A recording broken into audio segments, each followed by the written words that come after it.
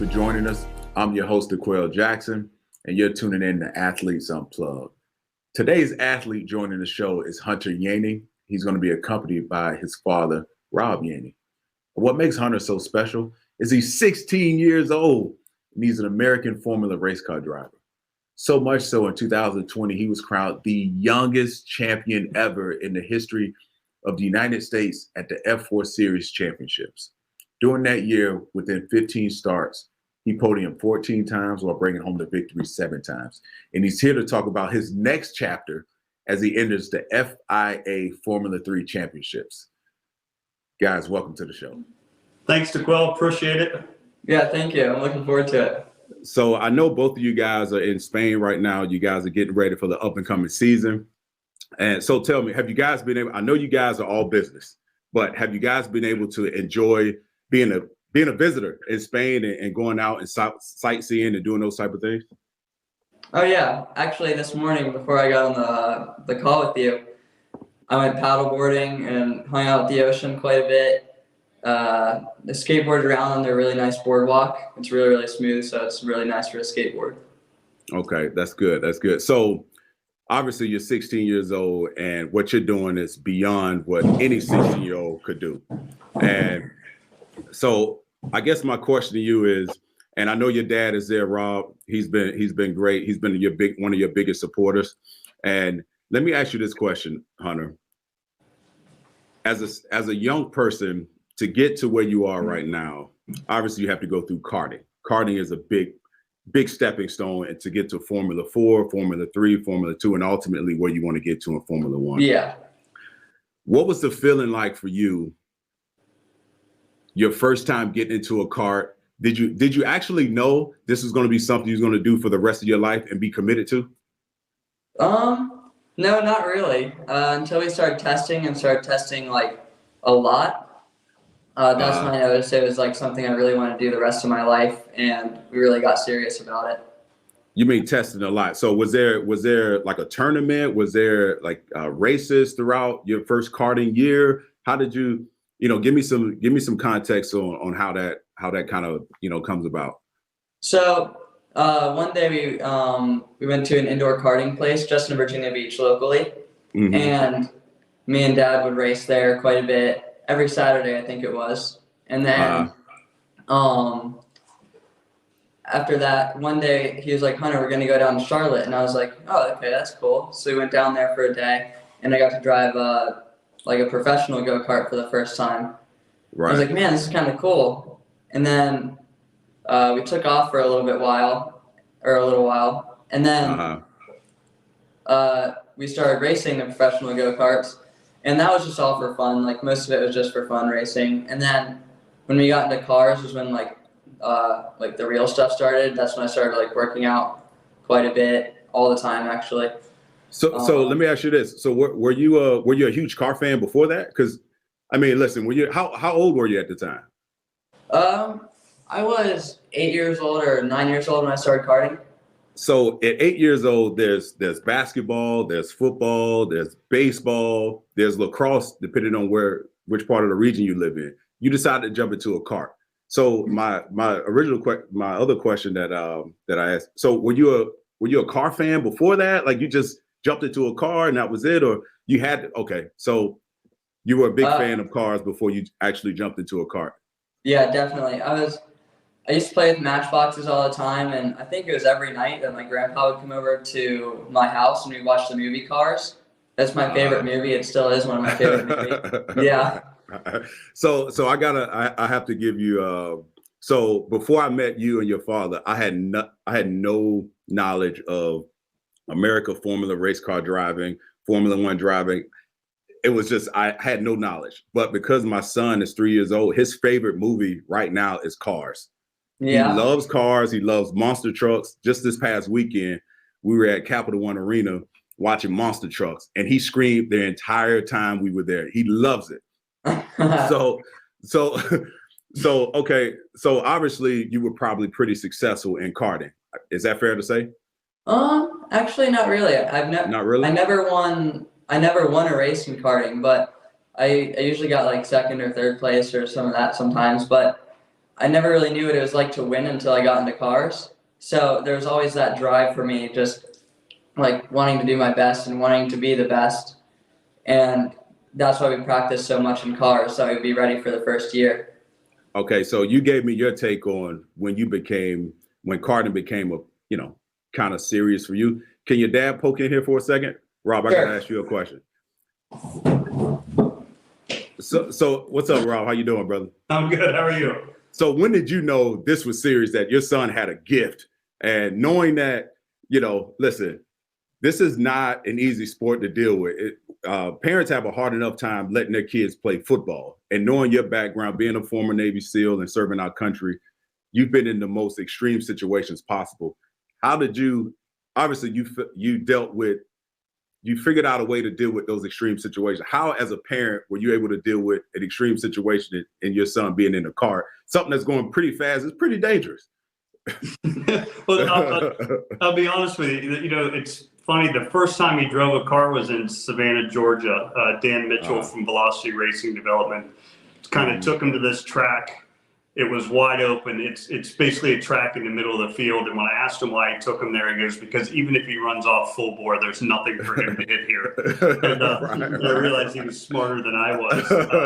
Right. But it's funny. My wife, I did start watching Hunter, and it's interesting because I look at 120 miles an hour. The F4 he drove does about 145. No, but the 120 miles an hour, if you've been around 100 miles an hour, 120 is relatable. So it doesn't look that fast if you look at it.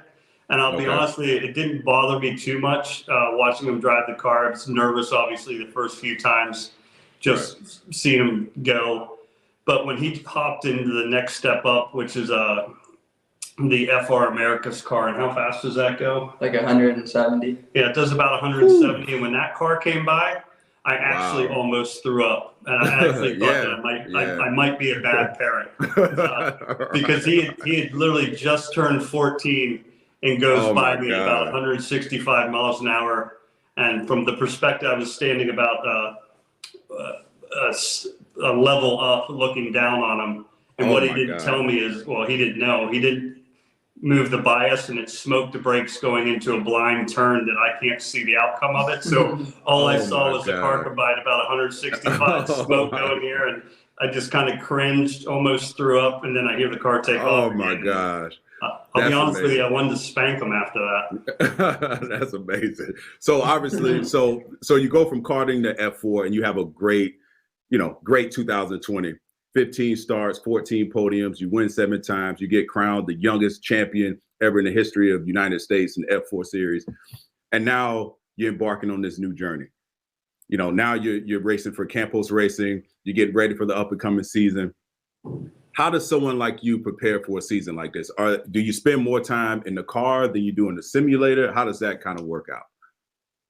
So basically, what I've done is, before the season, before I even came back to Europe, I had like a month off, and I did a 5-week training program for 2 days, and with a meal plan, so I could gain as much muscle as I can, because the car is super hard to drive and it's super physical. Right. And then after that, I came here, and I work out twice a day still, and usually like to do something else for fun, most likely outdoors. So that's also a little bit more exercise. And at I think like midday every day, usually we have a simulator session for whichever track we're going to next for about an hour. And we simulate everything from practice the whole way through the race. So we're ready for whatever gets thrown at us. So what's a normal day like? What time does it start? What time does it end, pretty much? So I wake up at 6 in the morning because I like to wake up early, and we can get breakfast and stuff downstairs in the hotel. Yeah. Then around 9:30 we come to the race shop. I say good morning to some of the guys, and then 10:30 I go and I start my workout, and the workout lasts about an hour. Okay. And then if I can interrupt you for 1 second, does part of your day consist of you scouting the other drivers at all? Because I'm just trying to draw parallels between and listen, again, before I met you guys, I was not race car fan, and I feel like the last 2 weeks by watching Formula One Drive to Safety, it's blown my mind in terms of how many drivers actually race against some of their competitors when they were karting, and now they're in F1 or F2, F3, F4. Have you experienced a lot of, your competitors that you've kind of grown up with? Have you noticed a lot of carryover? Have you noticed a lot of your competitors from, a few years ago that you're competing against now? Have you seen any of that? Not really. I had one teammate in 2020. His name's Eric Evans, and I raced with him in karting a little bit. And actually, how I met him is kind of funny because I didn't see him on my left one time going a fast corner, and I pushed him onto a curb, and he spun off in the grass. So that's how we basically met first. That's how you guys became friends? Oh yeah. My goodness! Oh yeah, you wouldn't be my friend if you pushed me off a track going over 150 miles an hour. So yeah. So back to that original question. So do you guys actually study your opponents at all? I'm curious. So everybody here, whether you're 13 or 18, you can kind of treat them as your friend a little bit, but you always have to be kind of observing what they're doing. Right. And right. Because if it comes down to you or them, they're always going to pick themselves, and they're always going to put themselves first. So you always have to be on the lookout. Right. So again, because of my Netflix education the last 2 weeks, I feel like your biggest competitor are your teammates, because you're basically operating with the same equipment, and depending on who podiums, who finishes before the other, you want to be the first. You want to be the guy that everyone's looking at and congratulating. And the other thing that I noticed that has a lot of similarities between what I did for a living and what you're experiencing. And first of all, I couldn't imagine experiencing that at such a young age, where every week, whether you win or lose, no one cares. It's what have you done for me right now? No matter if you podium the week before, no matter how you finish currently, how have you been able to mentally handle the challenge of going out and performing and knowing that your teammate is your biggest competitor?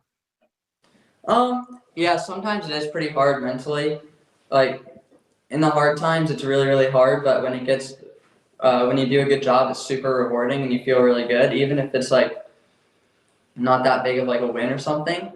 But most of the time, how I deal with it is I like a balance of opposites, and racing is very go, go, go and stressful sometimes. So I like to go out surfing in the ocean where it's really calm and you can just hang out. Right. Yeah, I like that. Because later in my career, I used to go to sleep before I would play. It's just the way I can calm myself. So speaking of, how you keep yourself calm and mentally prepared, tell me about this mantra that you have. Ambition is forever. And how'd you come up with it? Because that's a great saying that it will last for the end of time. Ambition is forever. Can you talk a little bit about that? And if your dad has something to say about it, he can join as well. Yeah. All right. You can come and say anything.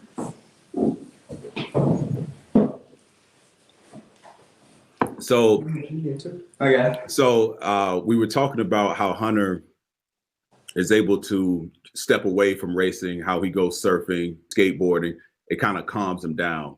And we were talking beforehand, and something stood out to me about his mantra, ambition is forever. Can you talk a little bit about that quote and what it means to you guys moving forward as you embark on this next journey at F3?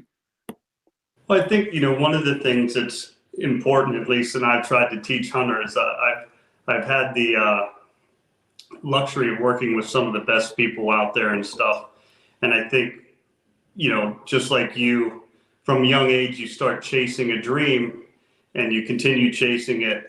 And that's, you have an ambition to do that. At some point, maybe that career ends and you need to move on. And I think a lot of people lose sight that they don't have to have just one dream. And so Hunter and I were talking with a good friend of ours who helped us build the brand. And we were just talking about that, that the dream and the fact that there's so many people that don't believe that Hunter can make it. And And we were just talking about it, it's chase the dream. It's continue to chase your dream. It's continue the ambition. Yeah. No, that's great. That's great. So what do you, Hunter, have you set out any goals? Thanks, Dad. Have you set out any goals for yourself this year as you move forward with a new team? And now you're in the European circuit now. So that's a whole different ball game. Yeah. Have you set any goals without giving out any secrets? Have you set any goals for yourself for this upcoming season? Well, as always, my main goal is to win and get as many of these trophies as I possibly can. Absolutely. And also to try and hopefully break some F3 records if I can. Okay. And yeah, all I can really say is win. Yeah. That's all you have to do. So let me ask you this. So how long have you guys been to Spain so far? How long have you guys been there? So far we've been here for only about almost 2 weeks now. Okay. So what do you say? So I'm curious. I look at the upcoming schedule for this year from March to September. You're in Bahrain, Italy, Spain, Great Britain, Australia, Hungary, Belgium, Netherlands, Italy again. How have you guys figured out a schedule, Dad? Like who's going to be where? Because I would imagine, again, my level of racing is from you guys and through the Netflix show. So have you guys figured? I feel like you would need someone close to you that you can trust, that you can rely on, because I feel like it's a one man's game and everyone's out for themselves. And obviously you want to win, but I can imagine that could become a very lonely sport if you don't have someone with you at all times. Yeah. That's one thing that's always been kind of that bothered me a little bit about coming over here at first, is because I used to I don't get very homesick now, but I used to get really, really homesick when I come over here just because everything's different. Things work differently over here. I don't really know anybody over here except for the people on the team, but the team's been really welcoming, and I've met a lot of really nice drivers and made some friends over here so far. So it's becoming a lot better for me.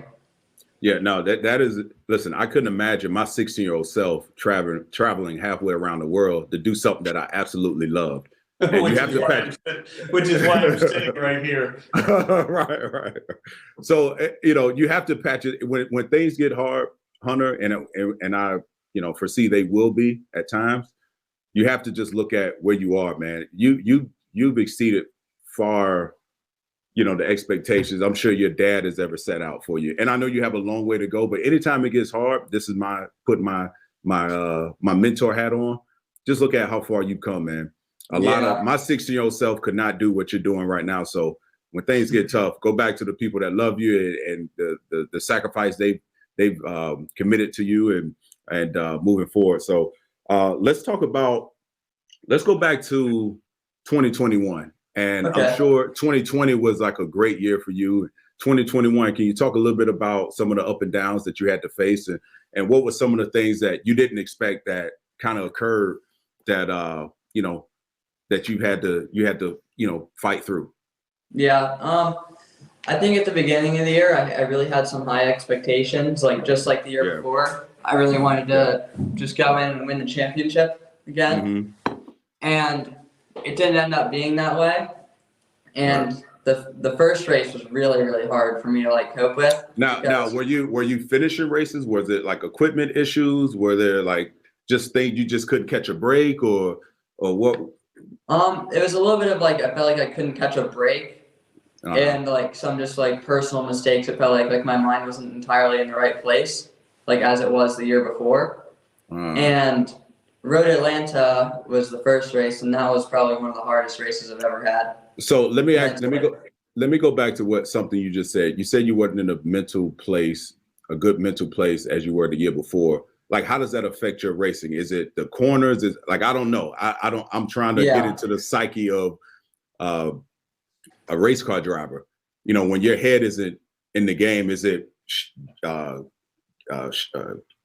gearing properly or seeing a corner the way you should? Walk me through that, what that looks like for you.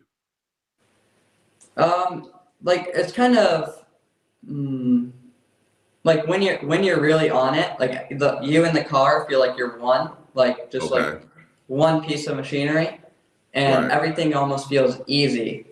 and like the car is complying like exactly how you want it to. When you turn in, it turns. This and then is great. like sometimes if you're not in like the right mental place, then the car feels very, very hard to drive. Not physically, just mentally, like you can't keep up. Wow. And I have no idea what that feels like. I have no idea what that feels. But I hear what you're saying. I've heard the drivers talk about it. But go ahead. I didn't mean to cut you off. Yeah. It just feels like shoot. It's kind of hard to explain. Yeah, no, you explained enough. Like you drive so much and you know what a car going that fast, you have to feel like you're driving the car and not the car driving yourself. So I completely get that. But this pickup where I think you were leading into the 2021 season when you didn't have the greatest finishes as you had hoped. Mm-hmm. Yeah. From the year before, I was coming off of like a really big high, and I was like, man, I think I can go into this year and just smoke it again. Mm-hmm. But I think what I didn't do is my head was in too high of a place, and I didn't put in enough of the work, and it really showed like most of the year when sometimes I wasn't physically ready, sometimes it'd be mentally. Wow. And from the start of the year onward, it was kind of like really, really low, like my mindset, and like it really kind of hurt my confidence. Right. But as I've started to move on, I realized it's like that's in the past now. You just have to pick yourself back up and work harder. So that's basically what I've done. I've practiced a ton. I've worked out a ton. Like I gained 5 pounds of muscle in 1 month. Good for you. Good for you. And there's a guy I used to work with when I was probably about 10 or 12 years ago. And I don't know if we've ever talked about this, Hunter. A guy named Trevor Moad. He's no longer with us. He ended up passing away from terminal cancer a few months ago. And he was a mental conditioning coach. And I remember he always had these great sayings, great quotes. And one thing he always mentioned to me, because I wanted to be great, he was like, if you want to be great, there aren't any choices. You know, in terms of if you want to be great, you know what you have to do. And there's no compromising. Yeah. So I feel like at that moment in 2021, the things that you just said to me were you realized you got too high on yourself and you didn't put in the work that you needed to put in. And now it's like this new energy that you have to get this season started to prove to yourself and everyone else that the commitment that you're making to me is the right one. And you want to be, as you said earlier, you want to be on top of your game. You want a podium, you want to win and be the best that you can, and obviously get to F2. So let me ask you this. So what does the time frame look like in terms of you being in F3? If you go out and you have the season that you want, does that mean that you automatically, go to F2 or a sponsor will grab you or a racing team will grab? Like, what does that look like? And Dad, you can jump in if you want. Okay, yeah.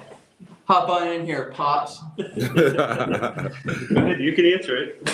Because I have no idea. I don't know. I assume if you have one good year, then I guess you're like the hottest, you're the cutest girl at the ball and everyone wants to dance with you. So you move up. Is that typically how I go? Yeah, some of it's about like the money you bring in, like the sponsors, like the sponsorship money, just your money. Got it. And then sometimes it's about talent. Like if an F1 team really, really sees talent in you after an F3 year, then they'll just take you straight to their junior program and maybe like put you into an F1 car for a test. But most likely you go to F2 first, and that's where they see if they really want to pick you and put you in their F1 car. Yeah. Has anyone ever gone from F3 to F1? Has that ever happened? Yeah, Max Verstappen did. Oh, the driver for Red Bull who just won last year. Okay. Yeah. I got you. So so it all depends on sponsorship. It all depends on catching the right brakes at the right time, or you have just a buku of money that just. Got it. Wow. Yeah. So. Yeah,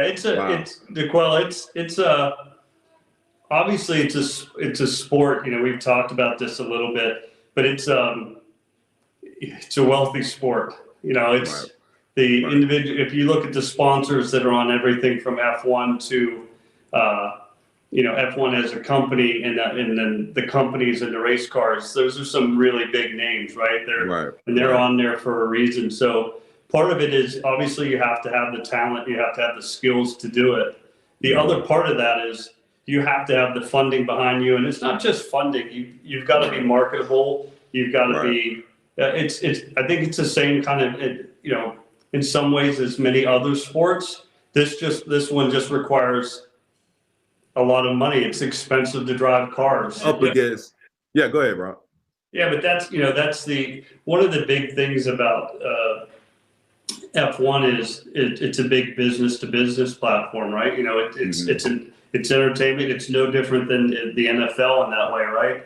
Yes, there's a football game going on, but there's advertisement going on. A lot of external factors going on. Yeah. Look at how much has changed over the years from the time I watched it as a kid to now that you got digital signage on the football field. They can change stuff in the stands and make it look like it's a sign. So the advertising side of it is massive. The big thing, I think, for us anyway, is people have asked all the time, they're like, how do you think you can make it? And I'm like, they're like, there's no chance. And to me, I just don't like people telling me I can't do anything. And I most certainly, I love my son. You've got to meet him, but I'm not going to let somebody else squash his dreams. If it's going to get squashed, it's going to be us. It's going to be us squashing it ourselves. Right. Absolutely. No, that's great. So, I mean, you guys are a great story, and listen, I'm here to support you guys in any way I can. And, Hunter, I've been a huge fan since the day we first met until, last time we was throwing the football, so you're up against, now I'm getting a better picture of every time I talk to you guys and I do my research, I realize what you guys are up against. And I think you guys are the one to do it. So let's go to so Hunter, I heard a little birdie told me you like to make up names for people. Is that right? Do you make up name? Have you made up a name for me or your dad? I know you made up a name for your dad. You'll have to let the cat out the bag. I haven't made a name for you yet. I'll think of something. But so give me a name. Yeah. For my dad, I call him Bob because his parents, whenever they come down to Virginia Beach, they're the only people who call him Bob. So I'm like, what's up, Bob? I say it to him all the time. Then, oh my gosh. Oh, that's great. What about your sister? I call her, I don't even know why I call her this. I don't even know where it came from. I just call her Fish for whatever reason. Fish? How long have you been calling her Fish? I don't know. I don't even know where it came from. I don't even know I made it. It just stuck. Yeah. It works. And then for Mom. Don't get in trouble. Don't get in trouble by Mom now. Mom. Holy. Yeah. No, one was Noli. I don't even know why I made that either. I guess I just put things together like another one was Cole because our little cousins call her Cole. What's up, Cole? Oh my goodness. Then you get Keisha. Yeah, then I got Keish. Keish? Who is Keish? It's funny. My wife and I talk about it all the time. He's really been a smiley, happy kid from the time he was born, and it kind of comes out in his personality most of the time. That's great. That's great, especially doing something so high stressful as racing a car. So let me go back a little ways about, because I in my notes here, at some point, Robin, this is for you, and at one point when Hunter was really good and he was going to school, you guys moved him to an on-track school. Is that right? Is that an online school? Is that a school specifically for, young people that are actresses, racers, or what have you? I mean, that had to be a hard decision for parents to say, okay, this is the time where we're going to invest in our child because he could possibly be one of a kind. Yeah, it was a real tough decision. I mean, my wife's a teacher, which made it even harder. Yeah, you're right. She believes in kind of that structured, you go into first grade, you learn this, second grade. I don't tend to have that. So I bucked the system a little bit and worked with her. And, I believe that there's a lot of education in traveling. I believe there's a lot of education in socializing with different cultures and different people. I think there's almost as much education as that outside the basic stuff you need to learn, your English, your math, your science, technology stuff. Right. But it was tough because they were in a good school in Virginia Beach. The girls still go there to Cape Henry Collegiate. Cape Henry, yep. And on-track school was designed by a professor out in California. Her son was a motocross rider. Okay. And she just could not get the schools to work with her to allow him to do his sport. So she created an online school called On Track School. Has professors from all over. It has a lot of different athletes in it. It really started out as a motocross school. A lot of actually after Hunter went to it and a couple other kids in karting, some more karting kids went. And believe it or not, I'm pretty sure there's quite a few gymnasts there. A lot of people don't know, but yeah, a lot of gymnasts and equestrians. With the NCAA, what happened a few years ago was a lot of the gymnasts were homeschooled, right? Because they were practicing like 3-4 times a day. Right. And they didn't go to traditional school, and the NCAA came out with a rule that you had to go to. You couldn't be homeschooled anymore. It had to meet certain requirements. And On Track School was actually one of the first schools that met the requirement for the NCAA. So a lot of the gymnast kids started going to On Track School because then they could, if for some reason they didn't make the Olympics or they wanted to go to the University of Alabama or whatever it was for gymnastics, they could still get in, and their education didn't count as kind of homeschooling. It was considered online. But I think, it's interesting since the pandemic, online school everybody has a different opinion of it now. Right. On Track School was one of the first ones out there to kind of take the lead on that. But it was tough because I want them to be educated as well. So right. Hunter, how did you take that? Were you ready for that? Were you ready for this new commitment? It was like, hey, this is the first start of it. And you were young. I mean, you're a young guy. So it's like, this was a big deal. How did you take it? So at first I was like, heck yeah, see you guys later. Like, I'm going to online school, I'm going to be home all day. Then, after a while, it started becoming like a little bit like kind of boring. Because like, man, there's like no one in here there's no one here to talk to. It's just me sitting at home doing schoolwork. And I'm like, so I usually miss a lot of my friends from Cape Henry and some from other schools. But over that time, I've started reconnecting with some friends that I haven't really hung out with in a while in my neighborhood. Okay. So speaking of kids in your neighborhood, do you ever miss it? Do you ever miss, just being a regular kid, a normal kid, having normal everyday lives, going to school and not being so serious about your craft? Or are you in this thing like full-fledged? If this is what you want to do, that unequivocally. Mm-hmm. Yeah, racing comes first, and this is what I want to do. So love it. I do think about it sometimes. I'm like, oh man, I kind of miss school and I like talking to friends. But because I'm a really social person, so sometimes it used to really affect me a lot. But it's gotten a lot better over the last few years. No, listen, there's nothing worth having that isn't worth working for, and this is part of it. Because those friends will be there. You'll make new friends, and the joy. To me, it seems like you're going to have from reaching podiums and winning on this European circuit will be more than just having a friend. I can tell you that right now. Your dad and I can tell you from experience that I can never duplicate making a sack, getting an interception, and having 70,000 people cheer for you. It's like a drug. You can't duplicate it, and it makes you want to work that much harder. So you keep. It's like having your own band, and I know that feeling. I'm sure you've experienced it 2 years ago, like crazy. So I'm sure you're itching to get back to that. And, sometimes sacrificing some things is always a part of it. So That's so. So are you ready? So did you guys answer the question? So are you going to be on your own for the most part for this 2022 season? Or have you guys figured that out, Dad? We're in the process.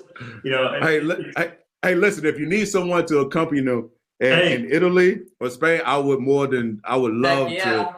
If the COVID protocols allow me to. Don't throw it out there because I'll use it.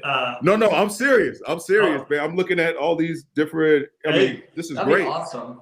So it's interesting. Right now, we're looking for an apartment, and I keep looking at the schedule because the schedule is kind of interesting this year.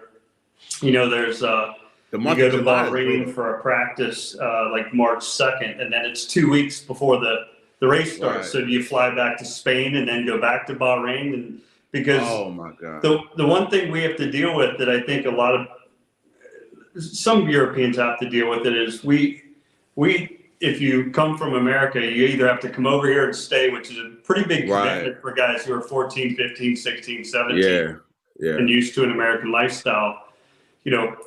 For us go-karting in the United States or racing F4 in the States, it's pretty easy. You fly down to Florida, you fly home. You're only gone for these 3 days. But when you jump into this pool, you fly the whole way over here. It gets real. Yeah. You're in this lifestyle. But for the Europeans, it's if you take the United States and overlap it over Europe, the United States is a massive country. Right. So. They're basically flying to a track and flying home every weekend. So it's no different for them in karting and stuff. But for us, we're finding our way here. The people have been very nice here. Weather's beautiful. Yeah. It's been sunny every day we've been here. Yeah, which is a plus. So we're finding our way. We've got he's got a friend, Eric, who's going to come over and stay with him some. His main coach, which is Dan Mitchell from Velocity Racing Development down in Atlanta, is going to come over to probably 6 of the 9 races. That's great. His managers will be there. His manager is Harry Soden from Infinity Sports Management. He manages George Russell. Gary Katz part of that. So he's got a lot of people taking care of him. One of his good friends from Virginia Beach, Colin Robb, who now lives in Austin, Texas. He's a big race car fan. Hunter's been with him kind of at our house quite a bit. So he's older. He'll come over and stay. We're kind of doing everything we can to make it as a home lifestyle with, also the proper supervision because it's not cheap being over here. It's not cheap racing cars. And, this is, as I told him, I said, this is kind of where this is as far as mom and dad can go. So do your best, right? Right. But I'm serious. My wife and I, we were literally planning on trying to figure out, where we can go see an F1 race. And it dawned on me, I was like, wait, do you guys actually race on the tracks of the same tracks of F1 drivers, or is that the next step? Was that F2? It's on the same weekends as F1. We're a support series for F1, so we get to travel with them to all our races. Oh my God! Oh yeah. So there's a great chance. There's a great chance this year you could see Christina and myself. With that, I'm being serious. Totally.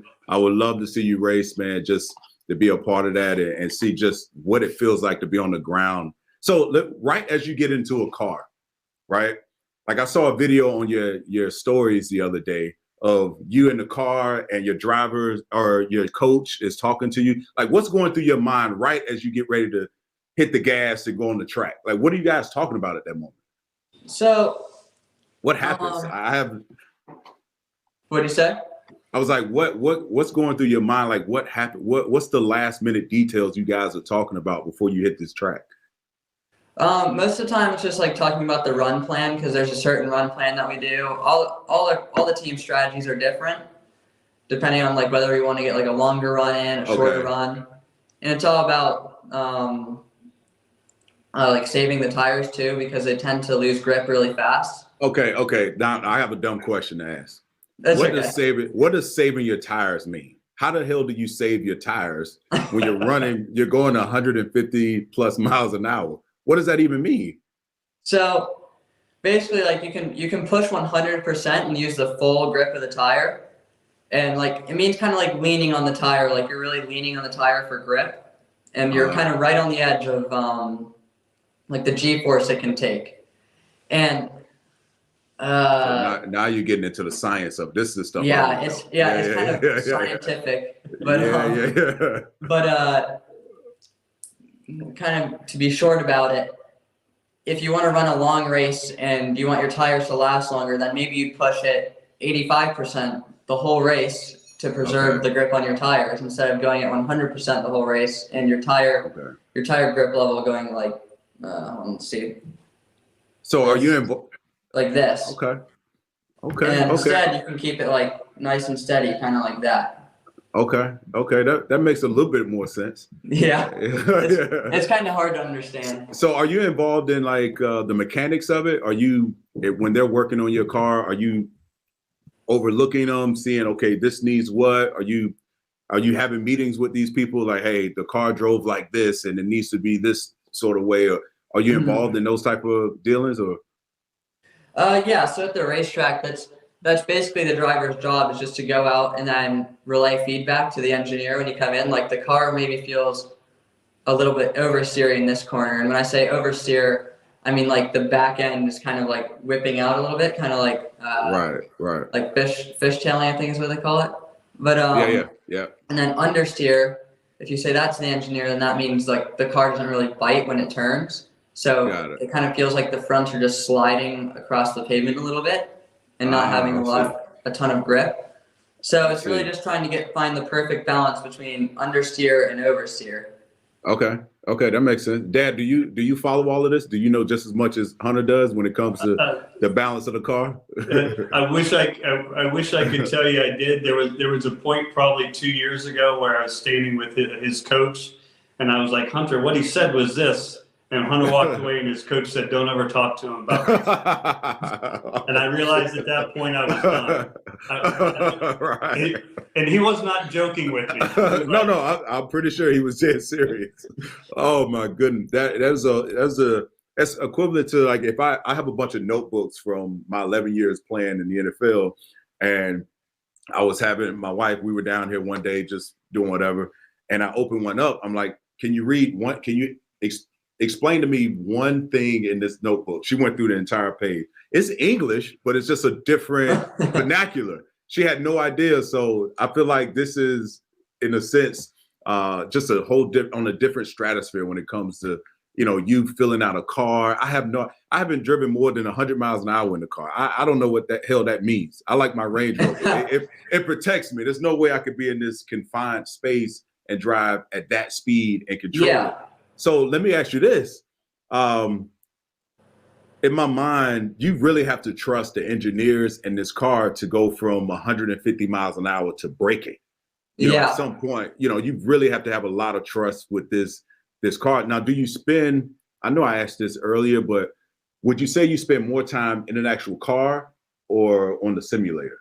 Or is it kind of in between? I would say most of the time in the simulator. That's literally just a tool to learn the track. Like you try and do some push laps on it, but it's never ever going to resemble the exact track. And you don't really get the sense of like, whoa, I'm going really fast right now. Like in the car on the sim. And then you get in real life and you're like the other day I hadn't been in the car for a little while and I was like, full gas. Oh, that's full gas. I was like, damn, I'm going actually pretty fast. Damn. So, Dad, have you been in a car with Hunter going at high speeds? Have you ever done? No. Would you trust him? Would you trust him to drive you around a track going at 100 miles an hour? I should say I did do a ride with you in Atlanta, right? Yeah, he rode with me. He rode with me one time in a street car. But he didn't go that fast. Maybe What's not that fast? Yeah, I don't know, 90 miles an hour. Shit. Oh God. The fastest I think I've ever known I've took a speed at or a corner at is what was it? It was like 207 kilometers an hour. So that's no, that was 145 miles an hour or something. Oh wow. Turn. Yeah, in a turn, and I was like, man, didn't feel that fast. Because when you're in the car on the street, I think it's just like there's so many things going by that it seems kind of like you're going a little bit fast. And then when you get in the race car, you could be going like, for instance, at Barcelona at the end of the straightaway, you're going about 185 miles an hour. So, but when you're going by, I think everything's just kind of tunnel vision, and it doesn't really seem like you're going that fast. Like you're going really fast, and you know you're going really fast, but it just doesn't give off like. It feels like you're going 70 miles an hour on a road. Oh man, it sounds so simple to you. Yeah.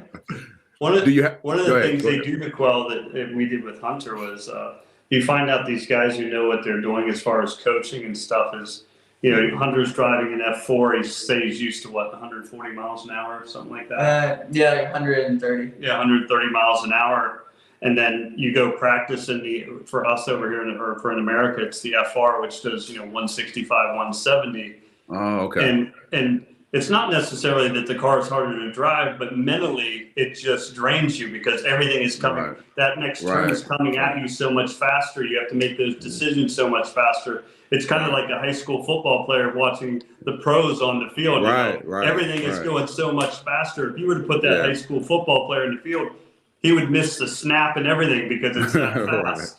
So what you do is that's what we've done with Hunter. You put them in cars that are faster, and then you bring them back to the ones they're in, right? Everything kind of slows down for them. Got it. That makes sense. But there comes a point where you can't do that anymore, and we're getting to that point now. Are there any? What did you say? Are there any techniques or any? I don't know. Yeah, techniques or exercises you do to strengthen your like hand-eye coordination. I noticed watching Netflix again, they do the little ball tricks, and I remember when I was at IMG Academy years ago, I did this one exercise where it strengthened my eye muscles, and it was literally a string I had to hold from my eye to a wall, and there were rings around it, and I had to focus on every individual ring. And the first time I did it, I couldn't do it. And over time, it strengthened my eye muscles. And then as a result, I was able to my instincts got better, or I was able to my anticipation was a lot better. Are there any things of that nature that you guys work on to help with those instincts as the car gets faster, as you keep going throughout the sport? So sometimes we use like glasses that'll like blink on and off, so that way we can't see for a few seconds, and we try and like somebody will throw a ball to us and we'll try and catch it.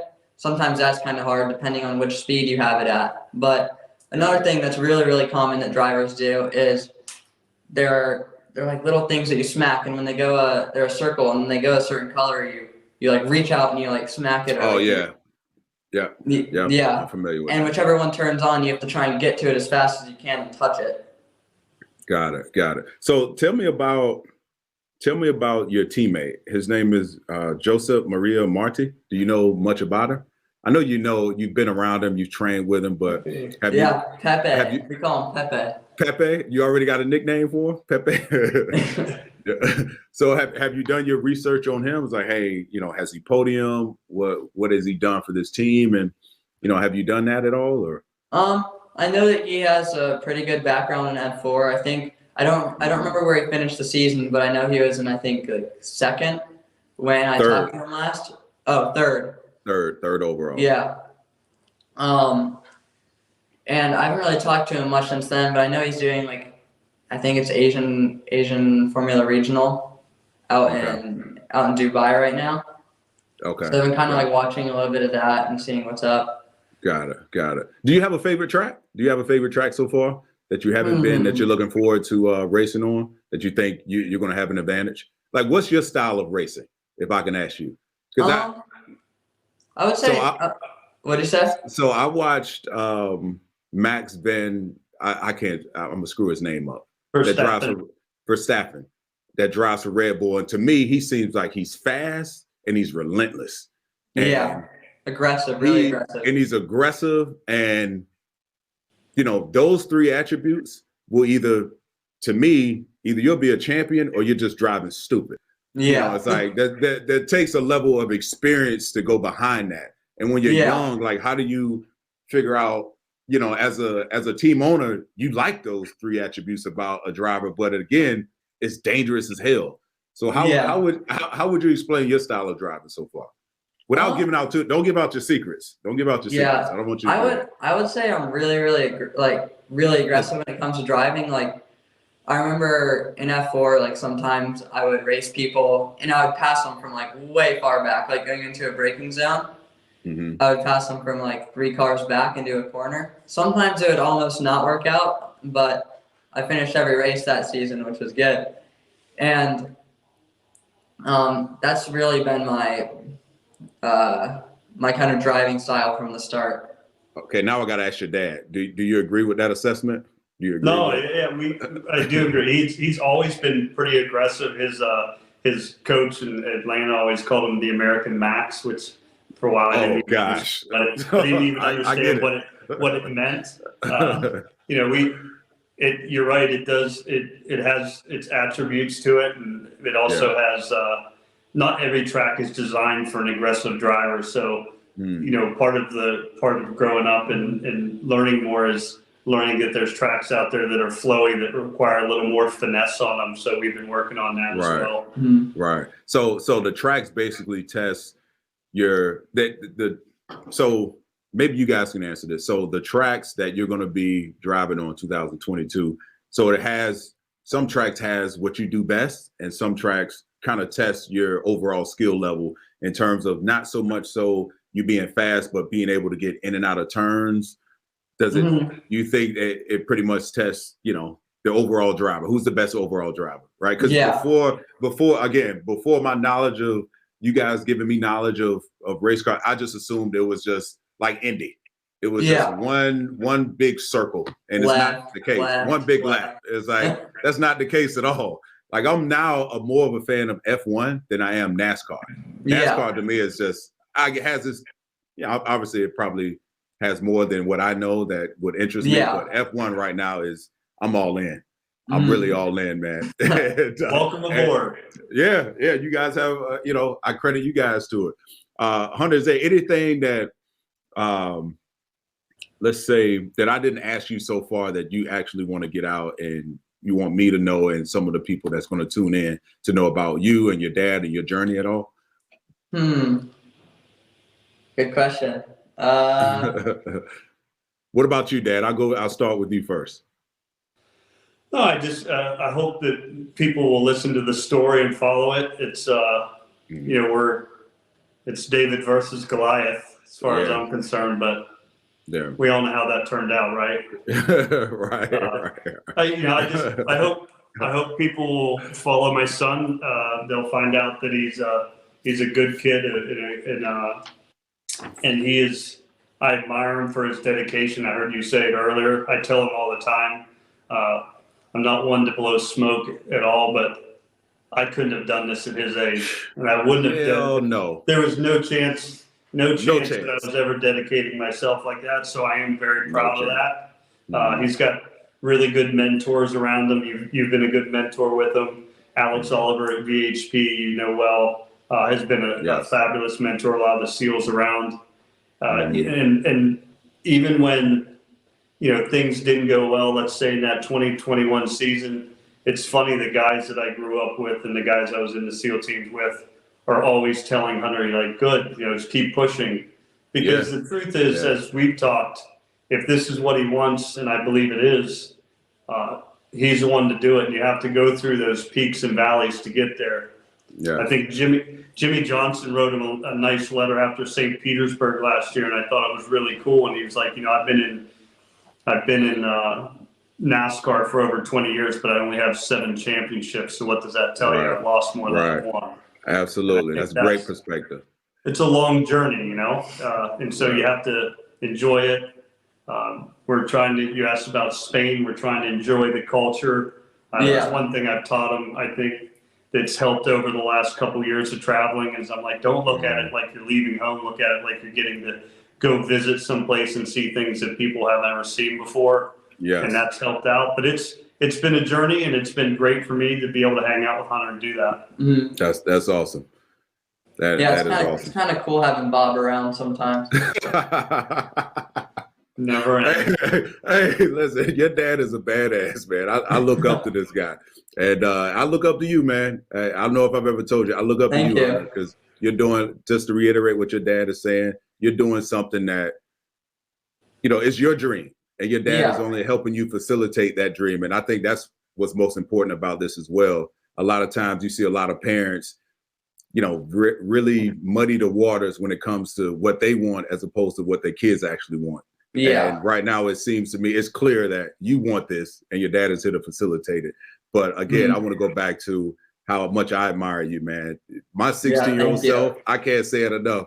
My 16-year-old self could barely get up out of bed and do the things around the house that I needed to do. But yeah, you're in a different country, submersing yourself in a different country to be the best you can at a sport that is, quite frankly, is not a team sport.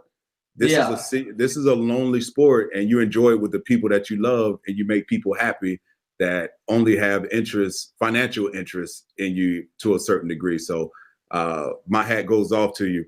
Thank you. Yeah. So listen, I'm very serious about this upcoming trip. I'm going to do me and the wife, we're going to look at it. Yeah, definitely. If you want to come hang out with me at my apartment, then I'm totally up for that. Book it. I know you. Yeah, no, I'm serious. I wouldn't say it unless I was serious about it. I see those trophies behind you guys. I love you guys, man. And listen, I thank you guys for your time and your perspective. Please, hey, Hunter, before we get out of here, tell the people where they can follow you on social media. You can follow me on Instagram at Hunter Yeany. It's just all together, all lowercase. And I think on Facebook it's the same thing. Okay. Yeah, it is the same thing. Okay. Well, guys, I appreciate it. Yeah, and hunteryeany.com. Okay. We'll make sure we push that out as well. But again, I appreciate you guys. Thank you. Your time. I know you guys are in Spain, so I know you have work to do. I know you probably have maybe some class work to do. I don't know. But again, thank you for your time and your perspective. So good luck to you guys. I'm sure I'll talk to you guys soon. Once again, I want to thank Rob and Hunter Yeany for spending the time. It wasn't easy from a scheduling standpoint. They're in Spain. I'm here in DC. We made it work. It was well worth it.